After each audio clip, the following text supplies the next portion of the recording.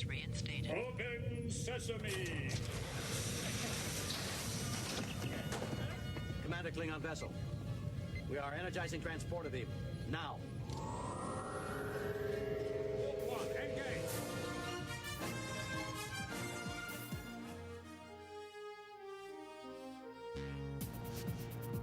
All right. Hello. Welcome, everyone, to Star Trek from the Holodeck, the Discovery Edition. This is the last episode of the Discovery Edition. I'm not sure how I feel about this, Dave. It's a strange feeling. We have been a part of Discovery's growth premiere since day one. We're one of the few series that have held out, or I should say few podcasts that have held out. There's a lot of people trying to cover it during the first couple seasons. A lot of people bailed for whatever reason, but we have maintained our integrity and our loyalty, and we've been fair for the most part. We have called them out on their shit, but we also are fair, and we congratulate them when congratulations are due.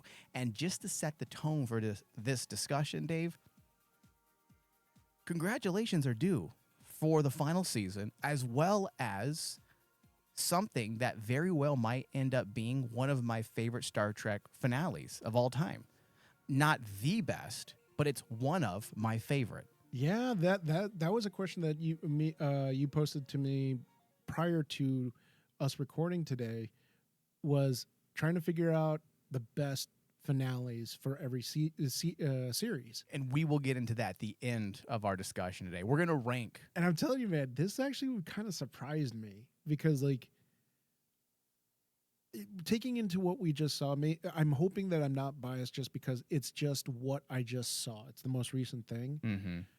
But I have to agree, it's up there when you actually compare it to a lot of like the other finales of other series, because unfortunately Star Trek has had a very tumultuous kind of up and down history with their finales. Mm-hmm. And I never really noticed it till I actually studied it this time around.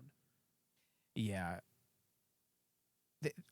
I wouldn't say any of the finales are horrible. Enterprise probably comes the closest to being horrible, but it's not their fault. Yes, I think all of us, well, I don't know about you yet, but I think majority of Star Trek fans can probably attest that Enterprise's series finale is probably the worst. And going into the final episodes of Discovery, I was getting a little anxious, getting filled with a lot of anxiety, because I was thinking the same thing would end up happening to Discovery, even though we have heard from the showrunner as well as the various producers and cast members all saying that they were able to get back into the set and film bits and pieces that they could, so that they can bring legitimate closure to the series. Even though they said that, we know nowadays a lot of it's just lip service. We don't know what's true anymore. Sometimes people are just saying things in hopes to convince people that everything's okay, people. Everything's okay. And because people don't really have a lot of critical thinking, they just tend to agree with what the person told them. Yeah. That's the finer art of marketing. But the beautiful thing about it is, like, I have to say, I'm really hoping Michelle Paradise gets another chance to helm a show again, because the work that she was able to put, Trek show? Yeah, a Star Trek show. Because the work that she put in to get us over the finish line for Discovery has to be really applauded. Because the fact that basically I take it on face value that they did not know that this was going to be their final season. Right. But when they were told, no, this is the final season, you got to wrap things up. Michelle Paradise did her damnedest to make sure everything was going to be wrapped up and tied together nicely, so that anybody else that comes after her is going to have an easier transition. And the fact that basically Kurtzman and the higher-ups gave her that leeway says a lot of what they feel about Michelle Paradise having control of the helm. Yeah. So to speak, when it comes to the Star Trek series. We talk about Terry Matalis for for what he's done to fix Picard. But Michelle Paradise has been kind of even better. She doesn't get a lot of credit. You are right, Dave. She doesn't get a lot of credit because it really was, she was the variable, the missing variable that ended up finding Discovery's unique voice. It Yeah. wasn't until she entered that writing room that the show found itself. That's why I will always be a little miffed that we didn't get to see a full realization of her image or the way she would like to have done Discovery for more than just 3 seasons. I feel like we would have all, as Star Trek fans, been able to point to Discovery in similar ways that we point to Next Generation, Deep Space Nine, and Voyager, if they had gone more than just 5 seasons. But when you look at the episode orders, that's my biggest doubt, my biggest complaint with the new era of Star Trek is that you're never going to have that library No. of shows. You're just not. And without that library, you don't have new cosmology. You don't have new elements adding to the greater cosmology of Star Trek. And without that, we don't have things to point to as much to say, well, this is like this. And we end up living in the past, always going back to the things from the 80s, from 80s. the 60s, from the 90s. So Well, if you think about it, I mean, look at like TOS and their number count. Yeah, they only lasted like 3 seasons, but there were 25 episodes each. yeah, and also movies. And movies. There's a lot there. And then you get Next Generation, who lasted like 7 years. Yeah. And then nowadays, no one's really willing to give a series more than like 3 to 4 seasons. I know. The Kurt's been And said 10 episodes. Kurt's been said something to that effect. I do not believe I spoke to you about it, Dave. I've been meaning to. In some interview, he mentioned that we were lucky to even get to 5 seasons because recent numbers have shown producers on streaming platforms that most shows are now losing audiences moving into the 2nd season. And that's why a lot of streaming platforms now cancel shows after 1 season or 2 seasons because the retention isn't there. Mm-hmm. And it's funny how these people in Hollywood never look to themselves and say, well, it's not the audience. It's probably us and the fact that we write shitty. Because if something is good, no one's going to stop watching it after the 2nd season. Yeah. David, Breaking Bad blew the fuck up after its 4th season. It took 4 years, but people kept coming back. And because it benefited from the Netflix bump in between its, I believe it was its final, second to last, no, it was its final season, is when it got the Netflix bump. It went over to the first part of Breaking Bad, went over to Netflix, Yep. like they used to do. Almost a year later, the second half of the final season came out, and that's when the show blew up. It only blew up and created this mainstream buzz because of its final half of its final season. Yes. So I'm not really quite sure how that applies to what I'm talking about, 2nd season stuff, but I'll leave that up to the listeners. But I think I understand what you're pointing out is because, like, If a show is good, people will find it. That's my Exactly, point. People yeah. will find it, even if it takes 2, 3, 4, 5 years, which is probably going to be more likely the case in today's oversaturated market. But if people are finding your show and they walk away after a season, that means it's your problem. Yeah, because how many times, the thing I've always heard nowadays is like, there's sometimes people will come back and tell me, oh yeah, this series was really good, but it only lasted like 2-3 seasons.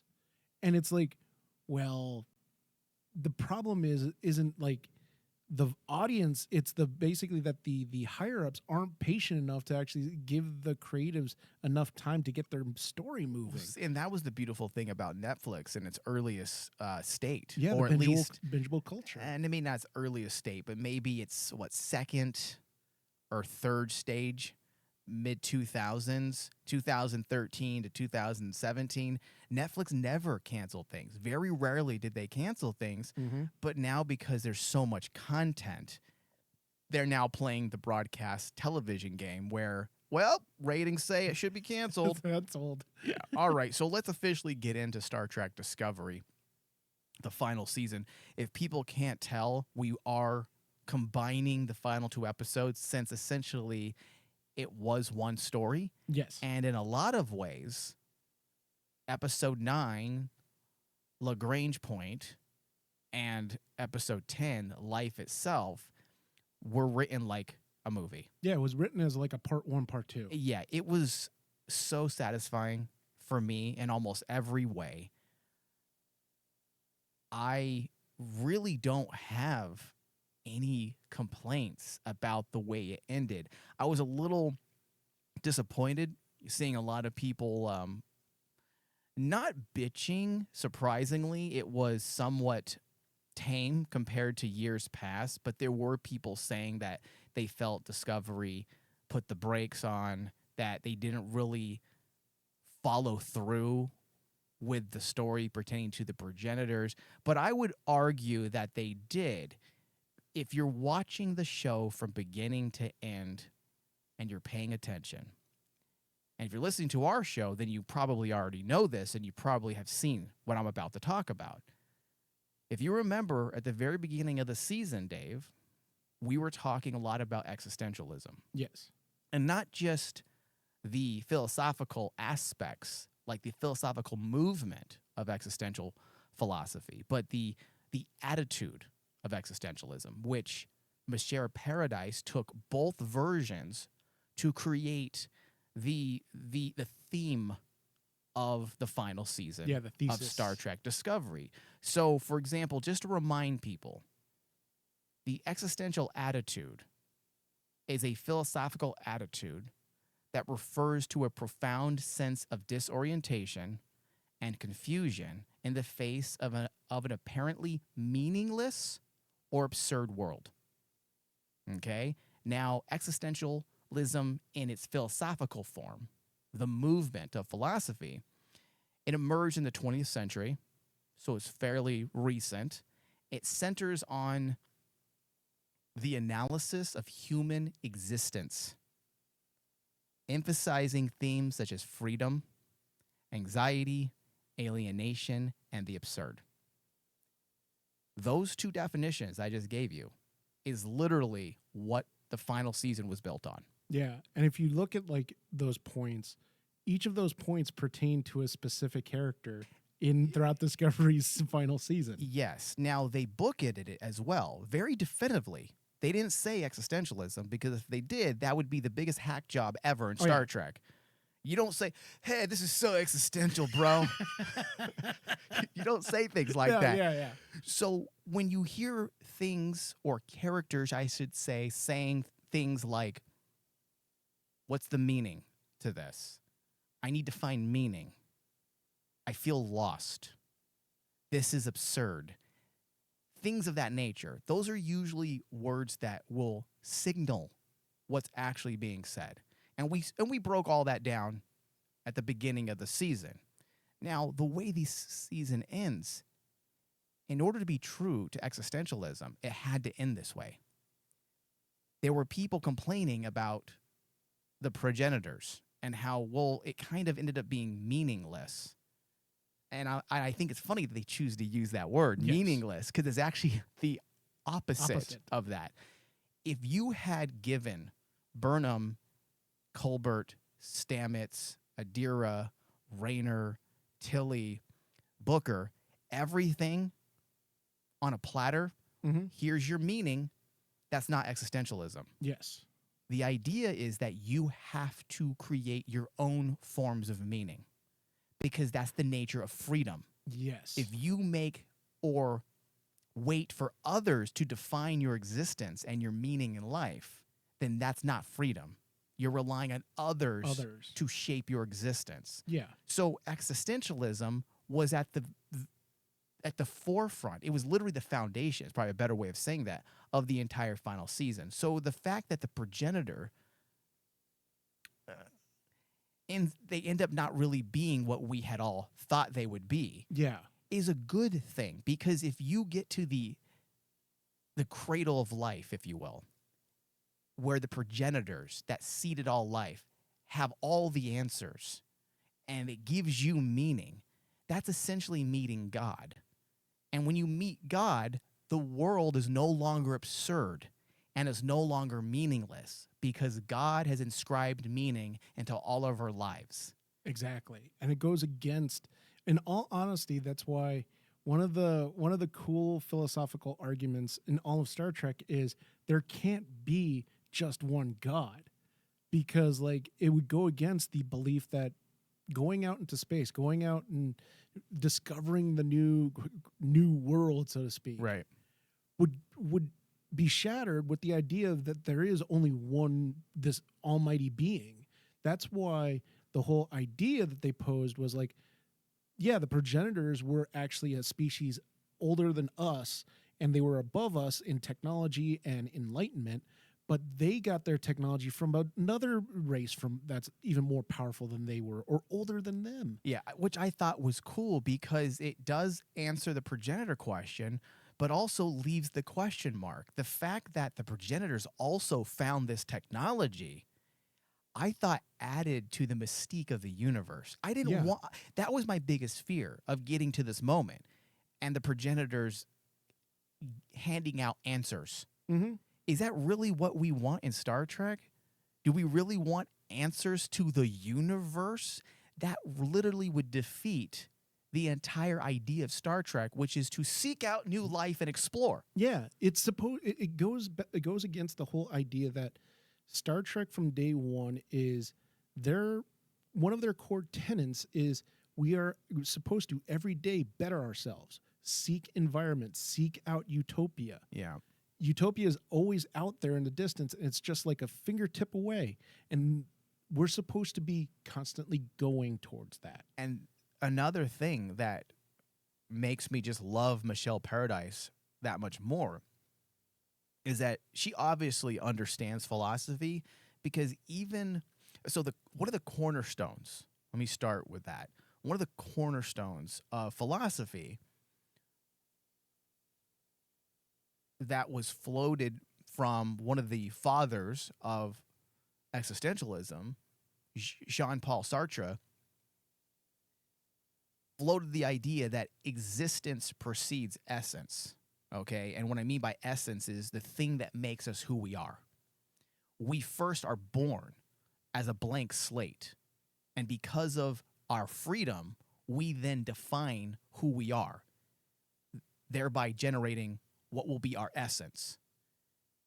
If there is a Lord God, like a progenitor, it would go against existential thought because that means that essence is already inscribed into us by the creators themselves. And that would go against the entire foundation that this season was built on. So pulling away from the progenitor as being this creator of everything, I felt was not only great for this season and what they were working towards, but also Star Trek at large. In a lot of ways, it fixes the issue that a lot of people had with the progenitors way back in the 80s when it was first introduced in TNG. There was a lot of people upset with it because they felt like it was Roddenberry pulling from Scientology, which is bizarre because he's not a Scientologist. Yes. He's a secular humanist, which is completely different. So in a lot of ways, they also smoothed things out. And for me, David, I always like when new Star Trek series take things that might not have worked too well in a previous series and they smooth it out. Smooth it out. It's almost like they're doing their job to maintain a franchise. Because what happens like with a franchise like Star Wars or even Marvel now that it's been around, the MCU's been around for over, almost 15 years now, just about. Things start falling off the back of the wagon. Yeah. You fill that wagon up too much and you hit a bump, everything just flies out. That's what's happening with Marvel. That's what's happening with Star Wars right now. But when you have Star Trek all working together, it's the beautiful thing that's always made Star Trek work, is that each show builds on. Even though they do their own thing, they help shape additional things and fix through their own insertion of these ideas into their series. And I wouldn't even use the word fix. I would say like further explain. because recontextualize. contextualize it, because like when you think of like what Discovery has done, and one of the things that when I look back now, I can fully say one of the benefits of Discovery is they stuck to their guns and actually lived up to their name. Their whole series was based about self-discovery. You know, the discovery within instead of going out into space. Yeah. It's a discovery of going inward to space, asking the human condition.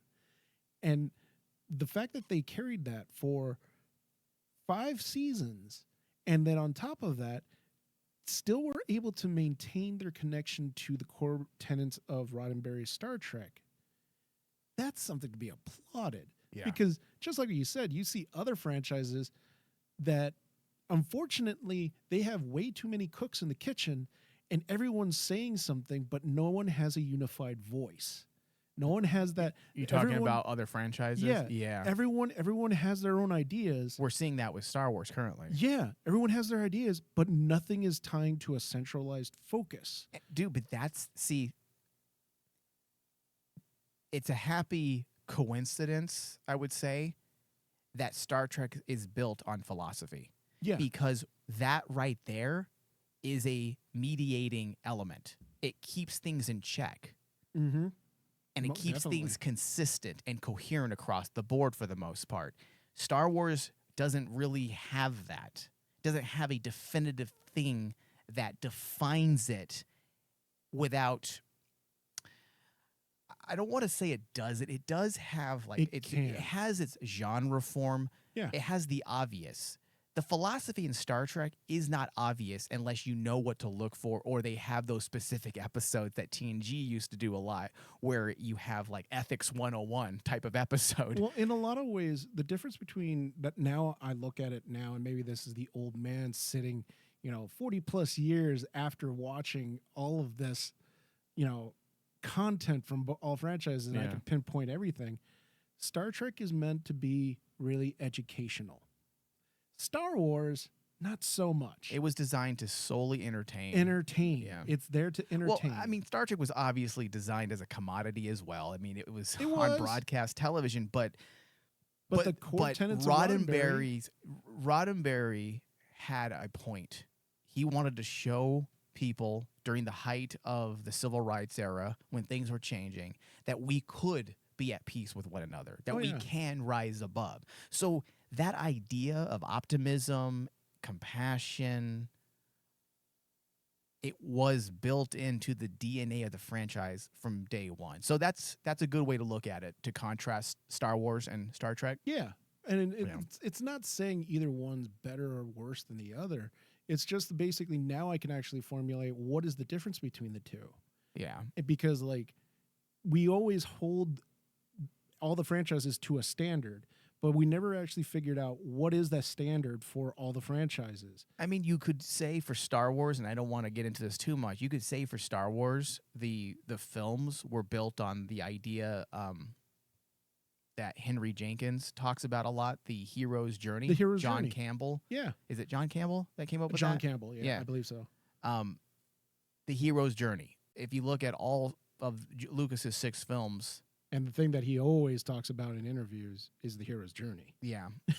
He deviates a bit in Attack of the Clones and Revenge of the Sith, but for the most part, it is built into the world itself. Mm-hmm. All right. So, David, what were your favorite moments in the finale? God, this is what really surprised me about like the last episode, because I was worried that there was going to be a rush job. Yeah. In episode 10, because like you had episode 9 leave on a cliffhanger. While it was a good cliffhanger and the story there was really good, because I enjoyed seeing the growth of our MVP character of the season finally take the captainship, and what he basically takes the seat at the captain's chair and says, "Okay, let's do this," and then it cuts to like the cliffhanger. I thought was a really great ending. Yeah. But then it leads into episode 10. And I was like going, oh man, they got a lot of stuff to cover in episode 10, because we all know that this is the final season. They got to make sure, as I've always told people who listen to our shows, every single series has to stick the landing, whether it's a comic book, a book, a television show, or a film. You gotta stick the landing. Well, they have to take off first. Yeah, they gotta take off. And when it comes to Star Wars, they're not even taking off yet. But honestly, they're blowing up before they even leave. they're the Challenger disaster, unfortunately. Oh man! but like, bring it back old trauma from when I was in kindergarten. The one thing that I always feel is like now the ending of a series is actually more important than the beginning, because like in a lot of ways, yeah. If you have a great beginning, you can crap the bed, or even a rocky beginning. Because look at Picard. Picard first season was straight garbage. A great example that I point out with how a series can utterly turn on a dime and just scorpion itself to the ground is Game of Thrones. Great end, great beginning, shatters, great story in the middle. Your ending destroyed everything, that basically all the goodwill that you had, you destroyed it in one season finale. All them titties meant nothing. All them titties meant nothing. All the great dragons and all the quote unquote Walking Dead meant nothing. Yeah. Walking Dead as a series, great beginning, mundane ending, and no one talks about you now. You're forgotten as a series. And like, that's where when I look at it now, it's like your ending, your season finale is even more important than your beginning. Yeah. And I can fully say Discovery's ending was perfect because like Michelle Paradise stuck to her guns. She didn't run away with it and force things. She let her story come to a solid conclusion.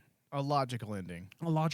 Because she also took into, and the one thing that I was like cracking up at was like she even took into route someone else's story to finish her story. Yeah. Because a lot of fans of Discovery were saying, how are they going to get to Calypso, who have actually watched short treks, because Calypso is considered one of the best short treks episodes ever. And they're like going, how do you get to that ending? And Michelle Paradise logically moved her way to the ending and connected it so that now we essentially have two great a beginning and a bookend of an entire story. Yeah.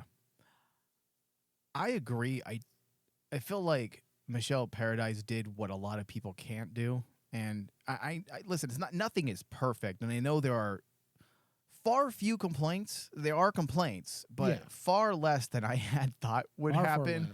Because I know people, there are still people that just see what they want to see with Discovery, but it's far less than what it used to be. Yeah.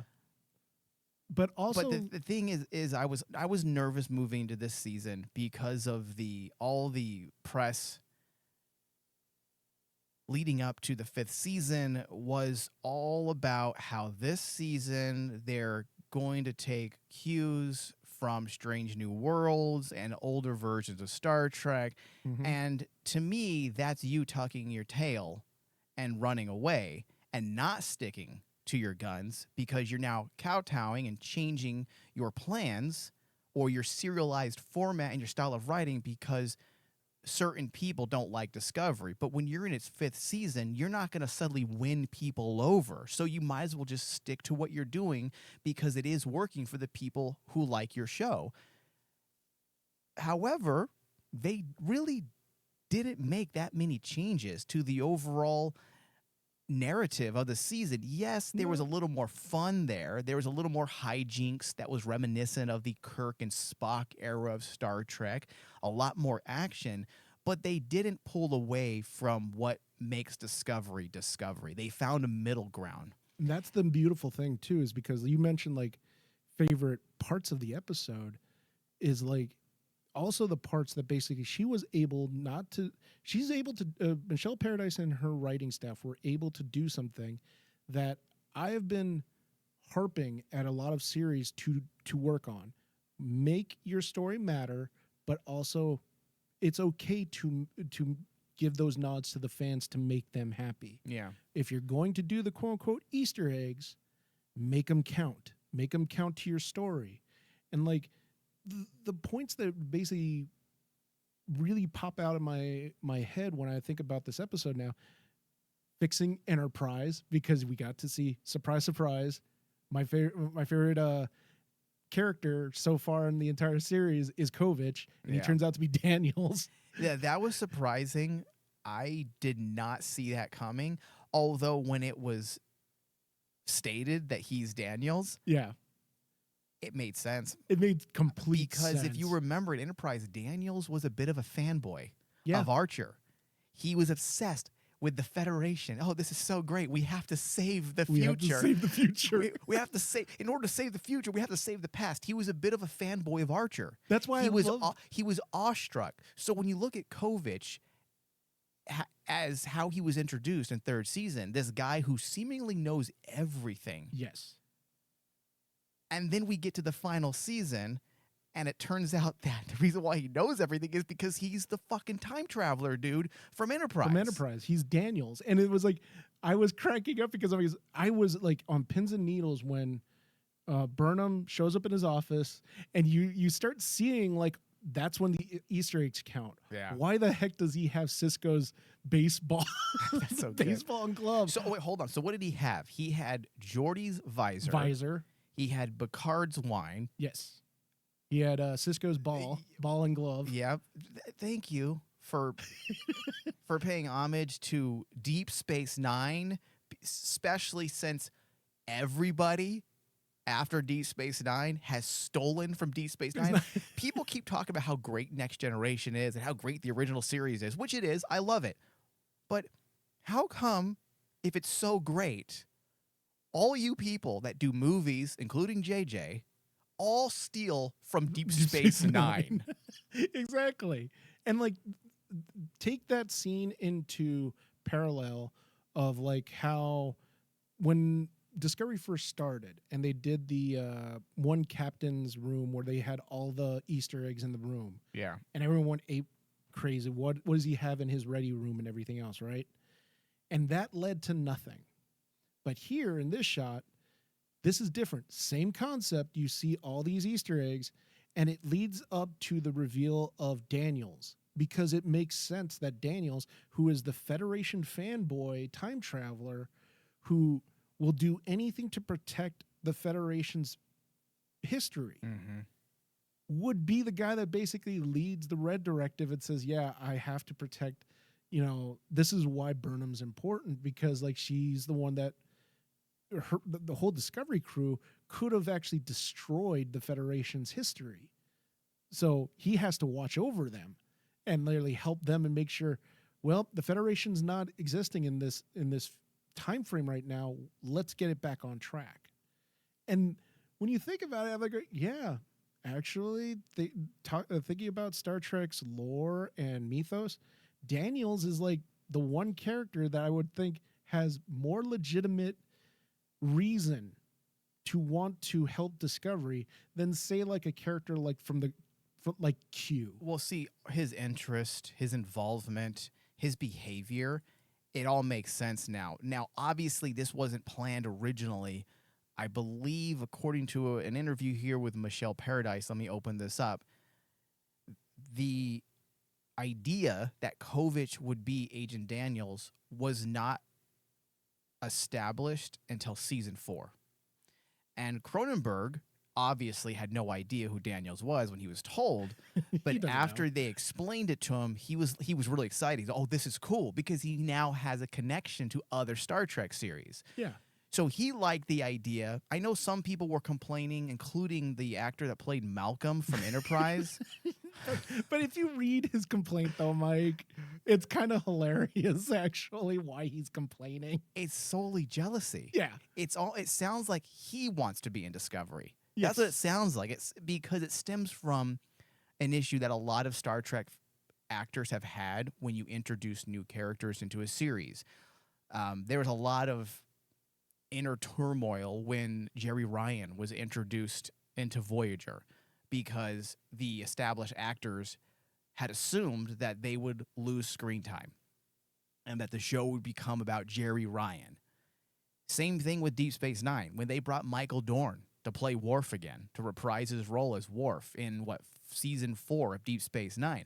The actors, all of them loved Michael Dorn. They had no problems with him. They had problems with the producers insinuating that they're not enough for the series. Yeah. And it felt insulting to them, and they all were a little miffed when they did that. So here we have again another Star Trek actor presumably upset because it takes away from his screen time. And I say presumably because I'm trying to be fair, but he pretty much said that. Oh, yeah. He mentioned that his problem with Kovich being Daniels when he watched the episode of Discovery was that it reminded him of all of the problems from Enterprise when they would bring the actor to play Daniels that would disrupt their own personal screen time and stories for 2 or 3 episodes. And I scratched my head when I read that because it just feels a little weird when you're dealing with a series like Enterprise that had 20 plus episodes a season and you're going to cry that some guest star comes in for 1 or 2 episodes a season Yeah. and takes away from your precious screen time. It seems a little weird. It seems weird, but it's kind of like the reality is kind of like Malcolm Reed seems upset that basically his character doesn't have that longevity to stay within Star Trek history. Honestly, unfortunately, well, okay. So the best thing that character has going for him, I did like the character in Enterprise, was that he was essentially kind of the first Section 31 officer. yeah, He has a pretty good fucking legacy. Whether or not that's ever going to pay off remains to be seen. But the fact that he's pretty much the first Starfleet officer to be also Section 31. yeah, because he was the tactical and security officer. That's pretty fucking fantastic. And if I was him and I was watching Star Trek still, because obviously he seems like he's a Star Trek fan, I would be pretty excited with that. I'd be excited, but I'd also get it's kind of funny to me because it's kind of like at the end of the day, unfortunately, we're not going to bring back Dominic because he's human, and the easiest one to bring back is Daniels because I'm sorry, dude, he's a time traveler. Yeah. That's easier to work with in a story than your character who is a simple human. Yeah, it makes sense. It worked. It didn't feel contrived. I have no problems with it. I was very pleased and happy that they addressed the Kovich thing. You and I had been talking about his identity since he was introduced. We both said there's something about this character. They're purposely keeping him at arm's length when it comes to his personality because he plays the role pretty straight. And it all felt very purposeful. Like they're intentionally trying to create an air of mystery around this character. And obviously they didn't know who this would end up being, but I'm pretty certain based on how they wrote this character, they had always had the intention that he would end up being someone of importance, whether it's a familiar face or something new that ties into maybe the new version of Section 31, which I think you and I, David, we were both on that page. Yeah. That we were both thinking that this guy is essentially Section 31, right? Oh, yeah. And as it turns out, he's not Section 31. He's Agent Daniels. And I was perfectly okay with it. He's a temporal agent. Temporal agent. Temporal, not temporal. Isn't that sushi? I think you're right. I think that's sushi. So no, you know what? We'll wait for the negative. So ultimately, how they brought everything together. Mm-hmm. I'm not going to lie, Dave. The last 30 minutes, I teared up. Were you crying? David, that's all I want with a Star Trek finale.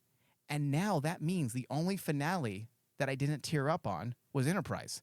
Well, it was a different type of tears. It was anger tears. Yeah, it was anger. It was anger tears. But TNG, you get a little emotional with the ending when they're all at that poker table. Yeah. With Deep Space Nine, you get emotional with how it ends. With Jacob. No.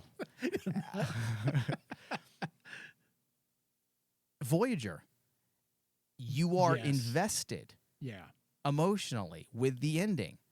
And I wasn't sure if, even though I love Discovery, I wasn't sure if they were going to really be able to bring all of that together and create that emotion. And they did. And a lot of it has to do with the writing, absolutely. A lot of it has to do with the directing. But I'm going to have to give credit where credit's due. Sonequa Martin Green blew me away in this episode. Where the heck was this? Where was this range? Now, when I say range, this is not me talking trash about her acting. She is a very good actor, but she played her role as Burnham in a very specific way. Yes. And I understand what they were doing and why they did what they did.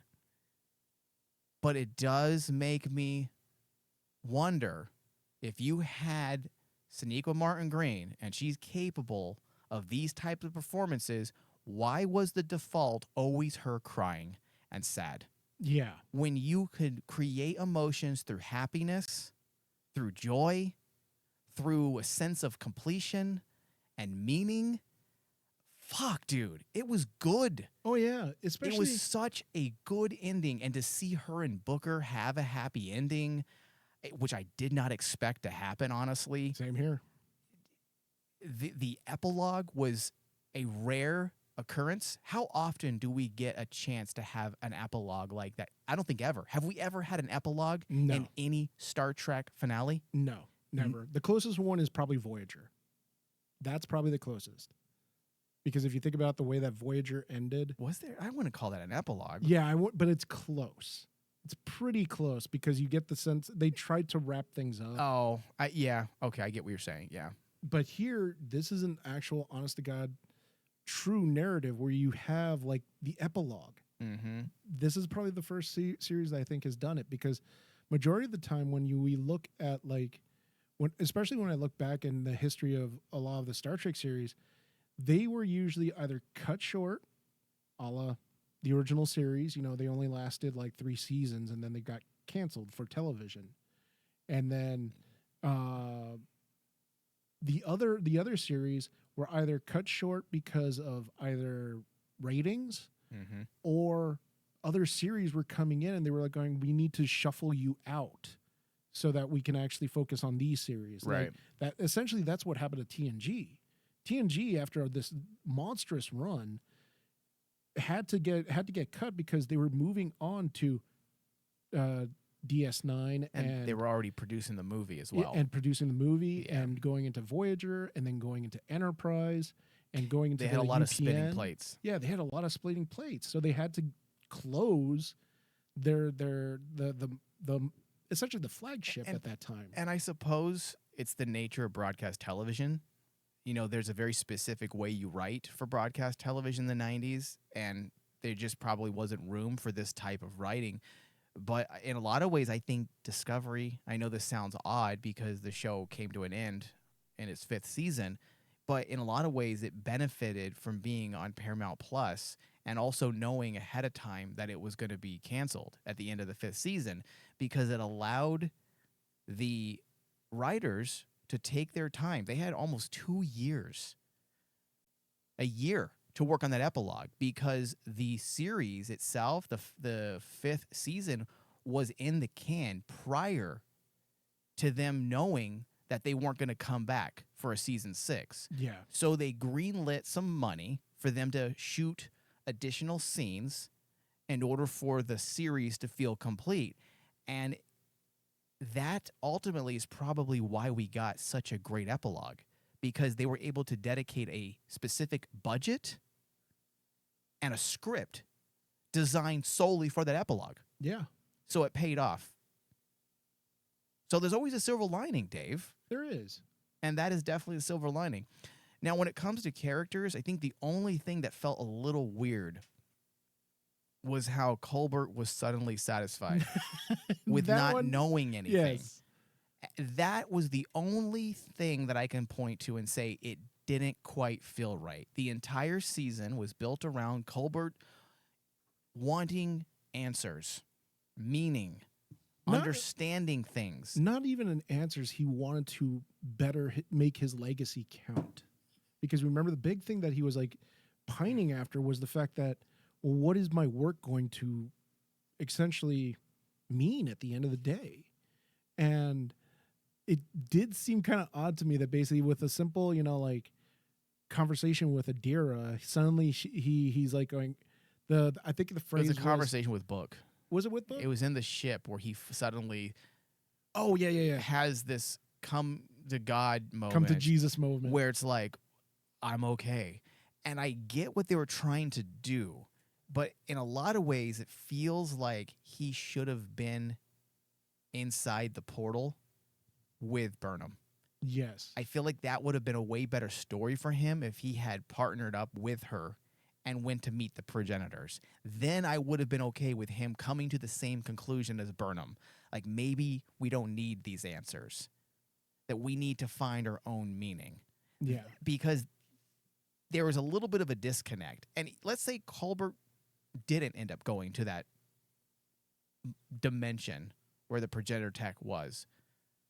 Well, you could find a way to quickly have Burnham converse with Colbert about what she discovered one-on-one. We didn't even see that. Yeah, I'm sorry. I got my characters crossed. Yeah, you're right with Colbert. I was thinking Stamets. Yeah. Because See, Stamets has for that. Stamets, that worked. That worked. Yes. With Adira. When you're yes, if that's what you were talking about, Stamets and Adira, that was Yeah. fine. The only thing that bothered me was that there was so much emphasis on Colbert this season, and I could shrug and understand what they were doing, but I do feel like they could have pushed a little bit more with him. Well, the problem with Colbert's story that came to the very end is like, what is a proper conclusion philosophically to that question? Because if you do try to answer essentially what the question is, what is the meaning of life? Well, they tried to answer his problems with the idea that the Trill symbiote Yeah. or consciousness of a former host was still within him. Mm-hmm. And that's what gave him a certain amount of peace. And perhaps that's the disconnect, because if Jamal, is that what it was? Janal. If Janal was there in his subconscious still, then everything Janal knew of the progenitors is now in his mind. Yeah. And so if that's the reason why he suddenly had that moment of, I'm okay, mm-hmm. and he even said, I don't know how this not supposed to be possible, but Janal is giving me these answers. Mm-hmm. I'm satisfied with that, but, and this is something strange for me, Dave, because usually I'm all about the subtext and and the unsaid, but I think in a situation like that, they probably could have said something to make it more definitive. I do agree with you with that. It's kind of like they could have done just a little bit more with his story to give it a true, honest to God bookend. But the problem that I had thinking about this as a criticism was like, well, as a writer, just in general, thinking about story, how do you come up with an ending to that? Because like, if you do, normally when I see people tackle that type of story, the endings that come up are really ham-fisted, because like, Yeah. it's a philosophical question, number one. Right. And everyone's answer is different. You're going to get a different answer for every single person. Right.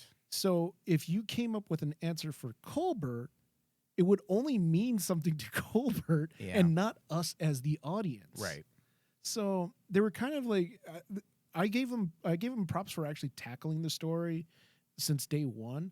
But I said that basically this is the one story that has me really hesitant, because it's one of the hardest stories as a writer to write. You're not sure how you feel about it? Yeah, I'm not sure how to feel about it, because it is a very difficult task to actually write a story with your central narrative being you have to answer the biggest question in all of humanity. And then you get to the point at the end where, well, we all are the makers of our own meaning.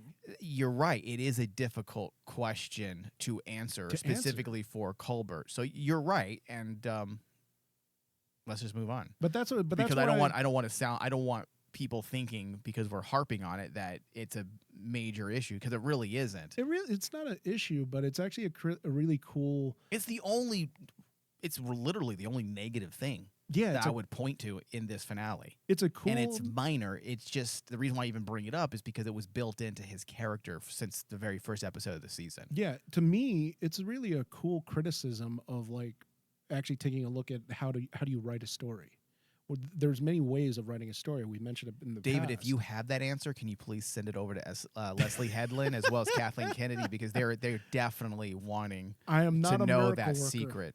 I think if all of us combine our minds together, we could solve the mystery and even stop our loved ones from dying. That's so stupid. That's truly what it means, right? Someone needs to stop me from dying after watching what they give us. Yeah. All right, David. Visual effects, mind-blowing. Oh my god. Some of the dude, best yeah. visual effects. And that's saying something, because one of the consistent problems that I have had with the Kurtzman era is their odd habit of hiding effects behind light blooms, Yes. distortions. And the reason why I make fun of it, even though it's not just their habit, it's a habit that a lot of streaming shows have, is because when you point to like Next Generation and Deep Space Nine and Voyager, you can watch those sci-fi battles. They still fucking hold up. They still hold up. That's the beautiful thing about practical and miniatures, And then you see Picard season 1. which is that's so bad. Gives you a bad taste in your mouth. However, Discovery never quite fell into that same category, though, David, as the first season of Picard, which, by the way, the visual effects of Picard was only bad in the first season. Yes, first season. Yeah. But take this into account, Mike. I've loved actually seeing the ending of this because we got to see all those ships and the new space stations. I got to say something about that, Dave. So that's, I guess, it's not a complaint. It's more of a, I guess, just a silly, cynical comment. So you end your show, Yes. and Starfleet and the Federation is still essentially a refugee camp in space. Takes time, Mike. I'm surprised that they didn't find a way in their epilogue to show us Starfleet Academy back on Earth. That one I was actually, yes. I was really surprised with, and especially since perhaps they've been they're- hinting at it. And maybe they're saving that because Starfleet Academy is the new series coming out, and perhaps they wanted all of that to be special to that show. But I feel like in the epilogue, it would have been great to show that the Federation and Starfleet have finally returned home.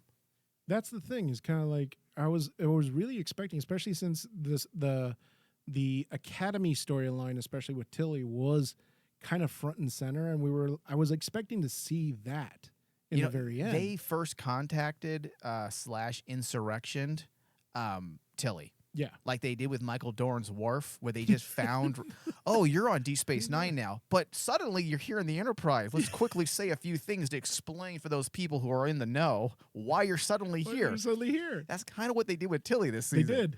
They did. And like that's why I was like expecting to see, them return to Earth.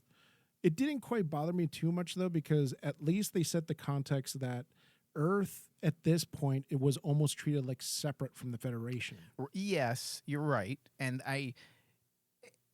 so yeah, David, you're right. So that means Earth never officially joined The the Federation again. At this point, yeah. So Maybe Starfleet Academy, that's going to be built into their story. That's That's what I the think. only logical reason why they wouldn't do that, right? Exactly. That's why I figured it didn't bother me that much not being able to see them back on Earth, because I was like going, well, we know that Starfleet Academy is coming out. So I'm guessing that basically that's going to be one of their essential first storylines, is them going back to Earth. Yeah, and that would make sense. reestablishing themselves. That would make sense. So, David, what lessons do you think the producers should take away now that Discovery is over and it started off a little bumpy? It smoothed itself out for the most part. That being said, what are some takeaways that you would like the producers to learn retrospectively? Retrospectively, I think, especially since looking at the final season and what Michelle Paradise has been able to do, Mm-hmm. Michelle Paradise came in into Discovery and came in with a set narrative. It wasn't like A plan. a plan. Yeah. There was a plan actually in place. Whereas in past seasons of Discovery, it's kind of like, okay, we're going to approach it kind of like how Brian Fuller wanted, where every season it's something different. And you wanted it to basically, Well, that would have worked if it maintained If it its original maintained- premise as an anthology series. and its original creator, because Fuller probably had a better plan of how to actually make it work. So Do you ever wonder what Star Trek Discovery would have ended up being like if Brian fucking Fuller had stayed as showrunner? It would have been very different. But I think in hindsight too, because we only know a lot of little pieces of what Fuller, his grandiose plan of Discovery was. It could have been really great for Star Trek too, because he would have introduced a ton of different characters and ideas in Star Trek to kind of reinvigorate the history. And he was coming off the Hannibal high. Yes. The Hannibal series was so good. Oh yeah, that was like why I was really excited to Do hear. you his name remember touched how on it. excited we were when they announced that Brian Fuller was going to be showrunning Discovery, especially because he's Star Trek alumni? He wrote, I believe, what was it? Was it Enterprise No, he wrote or Voyager? Voyager.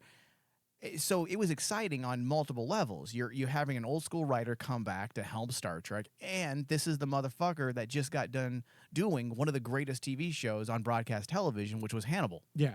And at the end of the day, unfortunately, his idea could only have worked if he stayed on. Yeah, and that's the reason why, to this day, when you watch the first season, it feels fragmented. You have a definitive path for the halfway point, up into the halfway point.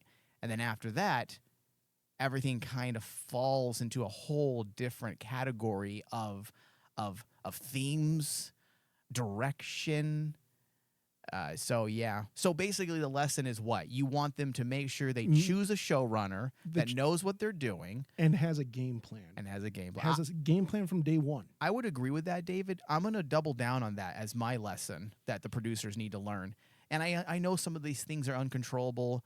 The industry is very finicky at times. It's hard to keep people on staff. But the biggest problem with Discovery and why it had such a rough start, even though I liked it, is because by the time Michelle Paradise took the reins, it had already gone through 3 showrunners in under 2 seasons. No, I take that back. 1, you had Brian Fuller. You had Aaron Herberts and Gretchen Berg. 3.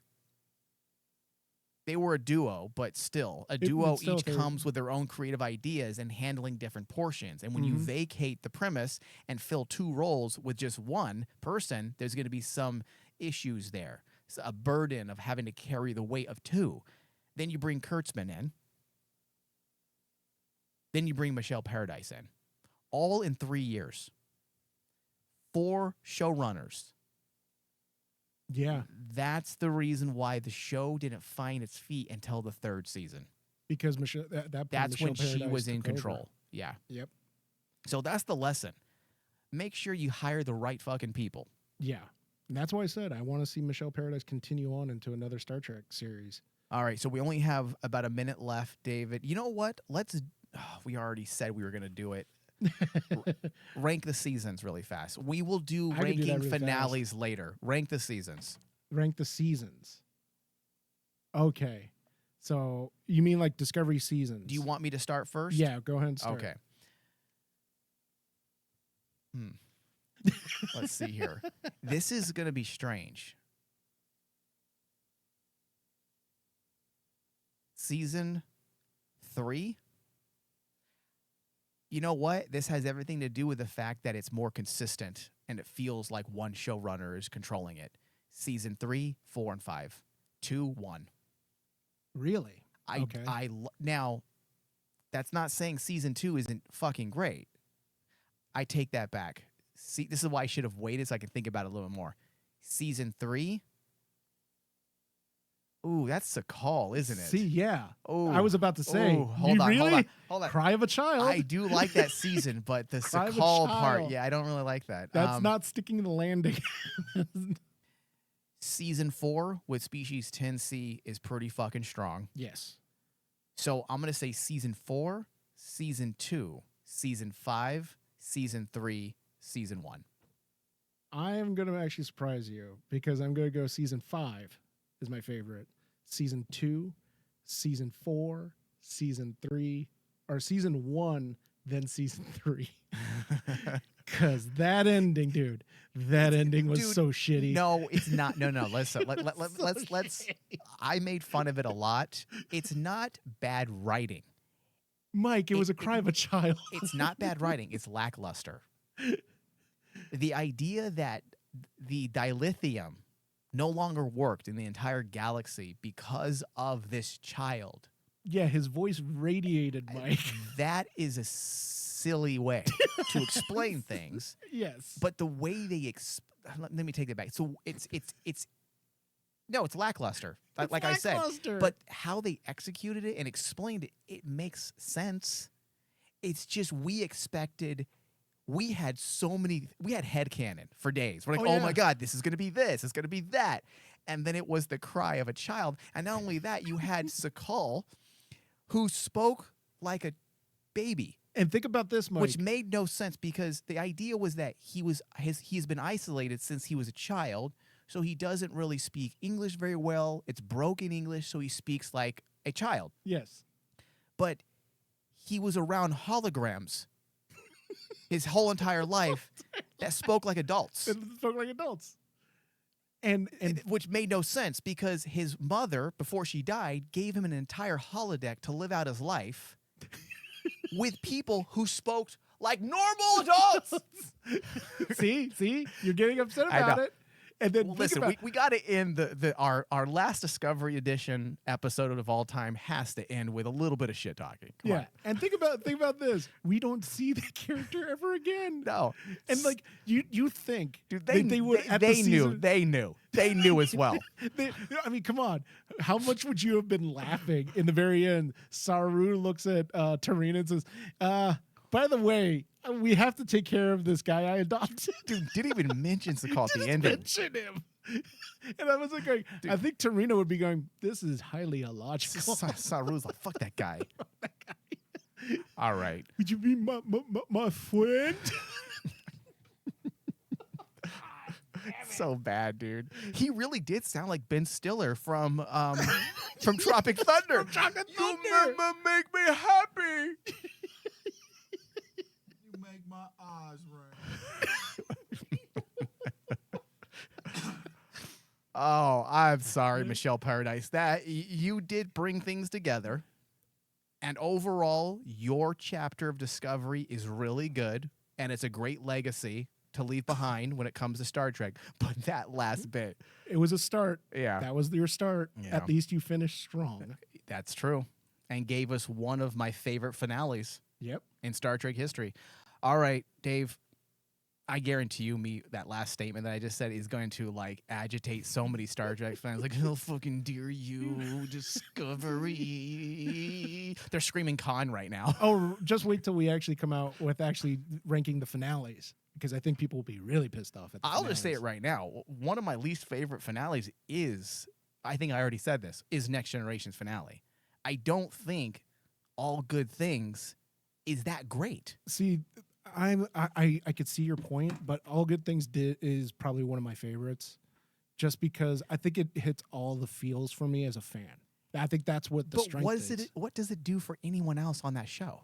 Nothing. It's only solely for Picard's benefit. Yeah, that's my problem with That's it the ultimately. thing. So, all right. Well, David, give me your percentage, and then we're done. My percentage for Discovery the season finale is a 98. Mm-hmm. For the finale. Mm-hmm. For the season, I am giving the whole season at 89.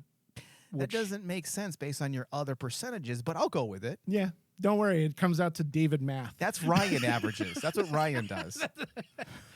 Well, maybe it's like a mind meld between me and Ryan. I don't know. I'm there with you, David. that's exactly what I was going to give. 98% on the RMD score. I was going to be biased and give it 100 because it is that good, but I also want to make sure my Star Trek nerdisms isn't taking over. So 98%, it did exactly what it needed to do. I'm going to use your verbiage here. It stuck its landing. It did everything that you expect and want from a finale. The season at large, I'm probably saying it's like an 85, 86 overall. Mm-hmm. So, all right. I want to thank everyone who stuck with us through the last, 5 seasons when it comes to Star Trek Discovery. I know there's very few of you left, probably. No, actually, Discovery has become more popular as We the have a years lot went of by. Sue calls. Yeah. Well, listen, when you're the only podcast that actually pays attention to Discovery, that allows. helps. Yeah. We don't have much competition. All right. Thank you, everyone, for listening. And be sure to find us on iTunes as well, or I should say Apple Podcasts as well as Spotify. We will be covering Strange New Worlds as well as the final season of Lower Decks, right? Yes. Yeah. All right.